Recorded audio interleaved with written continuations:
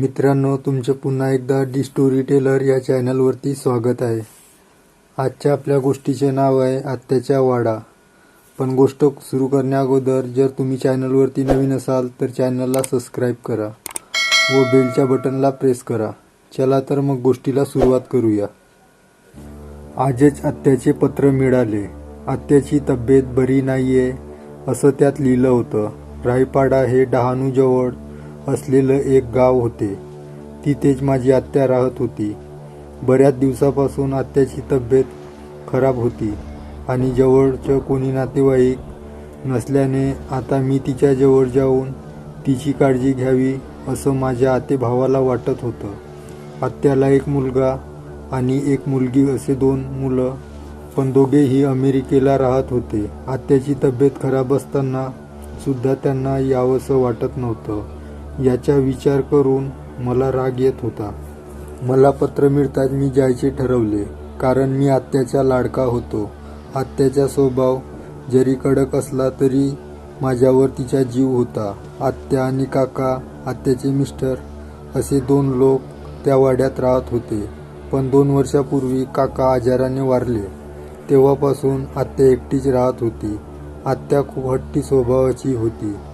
शरीराने उंच, भेदक नजर, कडक स्वभाव यावरून कधीकधी मी सुद्धा आत्याला घाबरून जात असे. सर्व लोक आत्याच्या डोळ्यांना जास्त घाबरत असत, कारण तिचे डोळे खूप तीक्ष्ण होते. समोरच्याकडे बघताना असं वाटायचं की काळीज भेदून तिची नजर आपल्याकडे बघत आहे आणि त्या डोळ्यांमुळे ती जास्तच रुबाबदार वाटत असे. आत्याचा वाडा खूपच जुना होता. खूप वर्षापूर्वी जेव्हा तो बांधला तेव्हा आत्याने आपले सोने गहाण ठेवून आणि काकांनी आपली काही जमीन विकून तो बांधला होता. म्हणून दोघांचा त्यात जीव होता, विशेषतः आत्याच्या. आत्या नेहमी त्याला माझा वाडा म्हणून बोलायची आणि नेहमी म्हणायची, मी हा वाडा सोडून कधीच जाणार नाही. असं वाटायचं की आत्याचं त्या वाड्यावर राज्य आहे. वाडा अतिशय भव्य होता. खाली मोठा दिवाणखाना आणि त्याच्या उजव्या बाजूला वाचनालय, डाव्या बाजूला अतिथी कक्ष, वरच्या मजल्यावर 2 शयनकक्ष. पण मला एक गोष्ट लहान असताना देखील विचित्र वाटायची की त्या पूर्ण वाड्यात एक देखील देवाचा फोटो नव्हता की देवघर नव्हते. असं वाटायचं की त्या वाड्यात देवाचा देखील सहभाग आत्याला मान्य नव्हता, की तिला एकटीलाच त्यावर हक्क गाजवायचा होता. देवच जाणे. दुपारच्या बसने मी जायचे ठरवले. दादरहून बस पकडून 3 तासात तिथे पोहोचणार होतो. मी तिकीट काढून सीटवर बसलो आणि डोक्यात विचार चालू झाले. डोळ्यासमोर बालपण उभे राहिले. किती छान होते ते दिवस. आम्ही सुट्ट्यांमध्ये किती दिवस आत्याकडे जाऊन राहायचो. वाड्यात ओसरीमध्ये एक बगडी म्हणजे झोपाळा होता. त्यावर आत्या नेहमी एटीत बसून असायची आणि म्हणायची, हा माझा वाडा आहे आणि याला सोडून मी कधीही जाणार नाही. त्या वाक्यात काय रोख असावा असा विचार करत असताना माझा डोळा कधी लागला कळलंच नाही आणि काही वेळाने कंडक्टरने माझ्या गावचे नाव उच्चारले. तेवढ्यात मला जाग आली आणि मी लगबगीने बॅग घेऊन बसच्या खाली उतरलो. चालत 15 मिनिटात मी वाड्याच्या बाहेर आलो. पूर्वी प्रशस्त असणारा वाडा आता काहीसा काळवंडला होता. असं वाटायचं की त्यावर कोणाची तरी काळी सावली पडली आहे. मी आत गेलो. तिथल्या एका नोकराने माझी बॅग घेतली आणि मला माझी खोली दाखवली. वाड्यात शिरताच मला तिथे एक प्रकारचा विचित्र गारवा जाणवायला लागला आणि पूर्ण वाड्यात काळोखाचे साम्राज्य असल्याचा भास झाला. एक अनामिक भीती माझ्या मनात दाटून आली. मी हातपाय धुवून आत्याची भेट घ्यायला तिच्या खोलीत जाणार. खोलीबाहेरच मला डॉक्टर जोशी भेटले. डॉक्टर जोशी हे आत्याचे फॅमिली डॉक्टर होते. त्यांनी मला तिच्याबद्दल सांगितले. तिचे शरीर खूप थकले आहे, पण मेंदू अजूनही कार्यक्षम असल्याचे त्यांनी सांगितले. मी खोलीच्या आत गेलो. आत जाताच तिची अवस्था बघून माझ्या मनात धडकी भरली. पूर्वी एक रुबाबदार अशी वाटणारी आत्या आता खूपच बारीक झाली होती. आजाराने तिचे शरीर पोखरून घेतले होते. हाडांवर फक्त कातडीचा कलर मारावा अशी तिची अवस्था होती.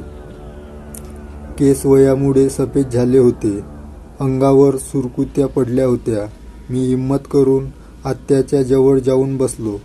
डॉक्टरांनी मगाशी सांगितल्याप्रमाणे तिला इंजेक्शन दिले असल्याने ती झोपली होती. त्यामुळे मी फक्त तिच्याकडे बघत होतो आणि अचानक माझा एक हात आत्याने घट्ट पकडला आणि बोलली, "आलास तू?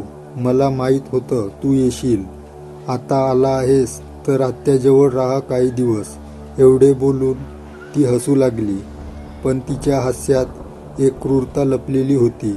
अचानक असे झाल्याने मला खूप भीती वाटली, पण मी फक्त मान हलवून हो म्हणालो आणि तिथून काढता पाय घेतला. त्या क्षणी आत्याचे डोळे बघून मला जास्त घाम फुटला. असं वाटत होतं की फक्त शरीर आजारी आहे, पण तिचे डोळे अजूनही तसेच होते. जणू माझे काळीज भेदून तिची नजर सगळं वाचत होती. तिच्या खोल आणि भीतीदायक डोळ्यात बघताना माझ्या आतून एक भीतीची सनसनीत लहर येऊन गेली. जणू एक अनामिक भीतीची चाहूल मला लागली. मी तिथल्या नोकराला नामूला विचारले की आत्या असं का बोलली असेल. तेव्हा नामू मला म्हणाला, "जेव्हापासून ती आजारी आहे तेव्हापासून ती अशीच विचित्र वागते. अचानक विचित्र हसते आणि बोलते, 'हा वाडा माझा आहे, मी सोडून जाणार नाही.' तेव्हा मला आत्याचे ते वागणे खूप विचित्र वाटले, पण मला तिथे बरेच दिवस राहून आत्याची काळजी घ्यायची होती. म्हणून मी तो विचार तिथे सोडून दिला. रात्री जेवण झाल्यावर मी माझ्या खोलीत आलो, पण झोपण्याची जागा नवीन असल्याने आणि डोक्यातल्या विचारांमुळे मला खूप उशिरा झोप लागली. सकाळी मला थोडी उशिराच जाग आली. उठल्यावर मी तयार होऊन खाली आलो. नामूने मला नाश्ता दिला. नाश्ता करून मी पेपर वाचायला बसलो.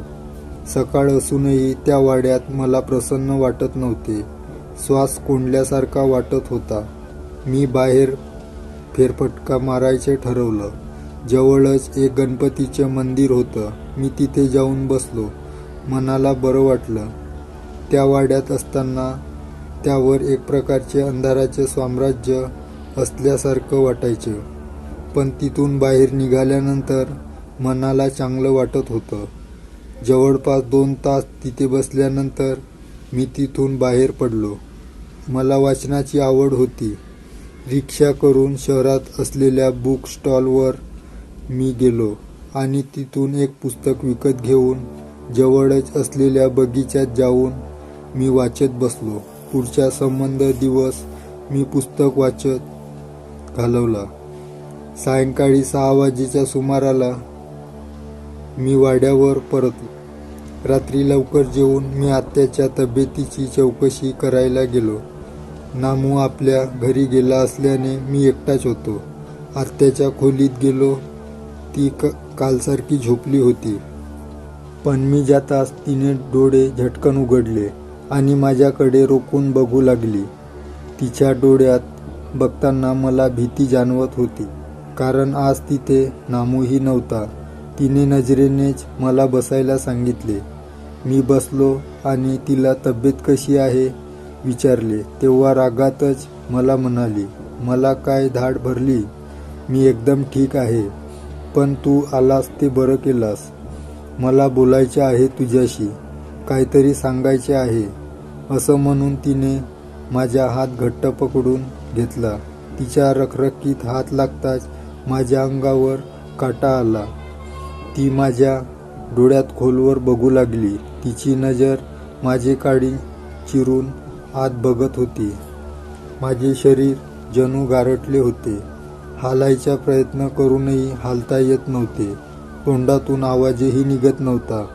तितक्यात नामूने दरवाजा ठोठावला. तिची नजर तिकडे वळली आणि मी तिथून उठलो. कदाचित तिच्या नजरेने मला बांधून ठेवले होते. मी तिथून निघालो आणि आपल्या खोलीत जाऊन बसलो. तेवढ्यात नामू तिथे आला. त्याला मी विचारले की बाकीचे नोकर चाकर कुठे असतात आणि आता येत का नाहीत, कारण आता फक्त दोन्ही वेळचे जेवण बनवायला एक बाई आणि दिवसभर नामू एवढेच नोकर होते. बाकीचे आत्याला घाबरून येत नव्हते. नामूची सुद्धा मजबुरी होती म्हणून तो येत होता.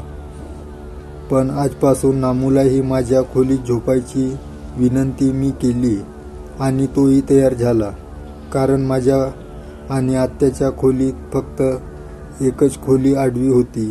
ती खोली बंद असायची. जर रात्री आत्याला काही त्रास झाला तर लगेच जाता येईल या विचाराने तो तयार झाला. आज रात्री मला जरा लवकर झोप लागली. वाड्यात येऊन 2 दिवस झाले. सकाळी तयार होऊन नाश्ता केला आणि मी दिवाणखान्याच्या शेजारी असलेल्या वाचनालयात गेलो. खिडक्यांचे पडदे लावल्याने तिथे पूर्ण अंधार होता. मी थोडा उजेड केला आणि पुस्तके बघू लागलो. खूप जुने संग्रह होते. त्यातलाच एक काढून मी खुर्चीमध्ये बसलो आणि वाचू लागलो. त्या खोलीत वेगळाच गारवा जाणवायचा आणि एक वेगळीच भीती दाटून यायची. असं वाटायचं की प्रत्येक क्षणाला आत्याची नजर आपल्यावर आहे. ती लपून कुठून तरी बघत आहे असा अनुभव येत होता. कुणास ठाऊक, पण असं मला या वाड्यात येण्यापूर्वी कधीही जाणवलं नव्हतं. आता मला वाड्यात येऊन 3 दिवस झाले होते. बघता बघता आठवडा निघून गेला. आत्याची तब्येत दिवसेंदिवस ढासळत होती. मध्ये मध्ये माझ्या आतेभावाच्या फोन यायच्या तिची तब्येतीची चौकशी करायला. मी सुद्धा वाचनात तर कधी मंदिरात जाऊन स्वतःला बिझी ठेवण्याचा प्रयत्न करत होतो. पण त्या दिवसानंतर मी एक गोष्ट ठरवली की काहीही झालं तरी आत्याच्या डोळ्यात बघायचं नाही. त्या रात्री मी नेहमीप्रमाणे माझ्या खोलीत झोपलो होतो. रात्री 2 वाजेच्या आसपास मला बाजूच्या गॅलरीच्या कौलावर कसला तरी आवाज आला. मी उठून बसलो आणि नीट तो आवाज ऐकू लागलो. काही वेळाने मला समजले की तो आवाज कोणीतरी कौलावर चालत असल्याचा आवाज होता. पण मांजर असेल असं स्वतःला समजावून मी पुन्हा झोपलो. दुसऱ्या दिवशीचा दिवसही नेहमीप्रमाणेच गेला. सायंकाळी 8 वाजायच्या सुमारास मी खाली दिवाणखान्यात बसलो होतो. तेवढ्यात घाईघाईने मला नामू येताना दिसला आणि तो आल्याबरोबर सरळ वर आत्याच्या खोलीत गेला. त्याच्या पाठोपाठ मी सुद्धा गेलो. पण आत्या जागेवरच झोपली आहे हे बघून आम्ही दोघे बाहेर आलो आणि माझ्या खोलीत आलो. तो भीतीने कापत होता. तेव्हा मी त्याला विचारले, काय झालं नामू? असा अचानक तिच्या खोलीत का गेला? तेव्हा नामूने झालेली हकीकत मला सांगितली. तो म्हणाला, साहेब, मागच्या बाजूने काही वेळापूर्वी 2 बाया जात होत्या.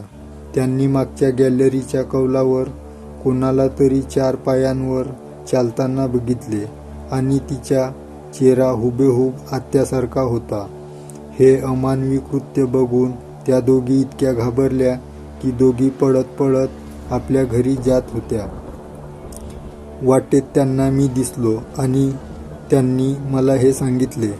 हे सांगताना सुद्धा त्यांचा आवाज कापत होता आणि हे ऐकल्यावर मला सुद्धा धक्का बसला, कारण मी सुद्धा रात्री कौलावर काहीतरी चालत असल्याचा आवाज ऐकला होता. पण मला एक गोष्ट समजत नव्हती की आत्या एवढी अशक्य झाली आहे. तिला बेडवर उठून बसायची सुद्धा ताकद नव्हती. ती कशी कौलावर एखाद्या प्राण्यासारखी 4 पायांवर चालू शकते? हा विचार माझ्या अंगावर भीतीची शीतलहर येऊन गेली आणि माझे डोकं गरगरायला लागलं. आता आत्याने जेवायचे बंद केले. फक्त फळांचा रस ती घेत होती. त्यामुळे डॉक्टरांचे येणे जाणे रोजचे होते. ते रोज येऊन आत्याची तपासणी करून जात होते. त्या दिवशीही तपासणीनंतर डॉक्टर जोशी मला भेटले. मी त्यांना आत्याबद्दल विचारले. त्यांनी मला सांगितले त्यांची तब्येत दिवसेंदिवस खराब होत आहे आणि त्यांचे अवयव हळूहळू काम करायचे बंद करत आहेत. ती जास्त दिवस नाही जगणार. पण कमालीची गोष्ट ही आहे, जसजसे तिचे अवयव कमजोर होत आहेत तसतसा तिचा मेंदू जास्तच कार्यक्षम होत आहे. हे ऐकून मलाही आश्चर्य वाटले आणि आदल्या रात्रीचा तो प्रसंग आठवून मला येणाऱ्या भयानक प्रसंगाची चाहूल लागली होती. एवढं मात्र नक्की, मी डॉक्टर जोशींना सांगितल्याप्रमाणे माझ्या आत्याभावाला फोन करून सांगितले. तसा तो लवकरात लवकर इथे येणार असल्याचे मला बोलला. फोनवर बोलता बोलता तो हे सुद्धा बोलून गेला की आल्यावर त्याला ही जागा आणि हा वाडा विकून कायमचे अमेरिकेला सेटल व्हायचे आहे. तेव्हा मला बऱ्याच गोष्टी समजल्या. आत्याचे विचित्र वागणे कदाचित याच कारणामुळे असेल. ज्या वाड्यात तिचा एवढा जीव होता त्याला ती इतक्या सहजपणे सोडणार नव्हती, हे मला कळून चुकलं होतं. असेच भीतीदायक दिवस जात होते आणि तिची तब्येत खराब होत होती. पण त्या रात्री नेमके काय घडणार होते याची मलाही जाणीव नव्हती. नेहमीप्रमाणे मी आणि नामू माझ्या खोलीत झोपलो होतो. बराच वेळ मी वाचत होतो. रात्री उशिराच माझा डोळा लागला. रात्री 2:30 वाजेच्या सुमारास मला कौलांचा आवाज ऐकू आला. पण आज तो आवाज नामूलाही ऐकू आला होता. आम्ही दोघेही अंथरुणात उठलो. तेवढ्यात तो आवाज जोरात ऐकू येऊ लागला आणि मांजरीच्या किंचाळण्याचा आवाज आला. आम्ही दोघेही प्रचंड घाबरलो होतो. आता तो आवाज माझ्या खोलीच्या खिडकीजवळ येत होता. कोणीतरी बाहेर काही खात आहे असं वाटत होतं. दोघांचीही खिडकी उघडून बघायची हिंमत होत नव्हती. मी हिंमत करून खिडकी उघडायचे ठरवलं. हळूहळू जवळ जाऊ लागलो. एका हाताने खिडकी बाहेर लोटली आणि बाहेर वाकून बघितलं तर अरे देवा, हे काय बघतोय? आत्याचे ते हडकुळे शरीर खाली वाकून मांजराच्या शरीराचे लचके तोडत होते. तिचे तोंड रक्ताने माखले होते. माझ्या काळजात नुसतं चरचर होत होतं. तितक्यात नामू माझ्या मागून ते बघू लागला आणि बघून जोरात ओरडला. आमची चाहूल लागताच तिने आमच्याकडे बघितले आणि दात विचकून हसू लागली. परत लचके तोडू लागली.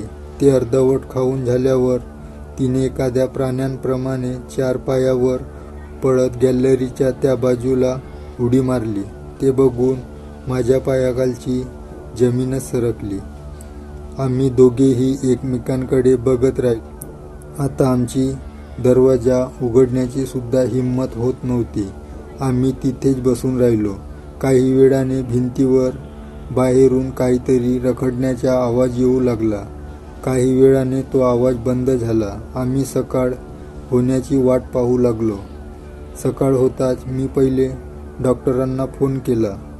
ते येताच आम्ही दरवाजा उघडला आणि रात्रीची सर्व हकीकत त्यांना सांगितली. त्यांनी आत्याचा दरवाजा उघडून पाहिले. ती बेडवर झोपली होती. तिला तपासून त्यांनी तिला मृत घोषित केले. मी विचारलं की मृत्यूची वेळ साधारण काय असू शकते. त्यांनी 12 वाजेच्या आसपास सांगितले. मी म्हणालो, हे कसे शक्य आहे?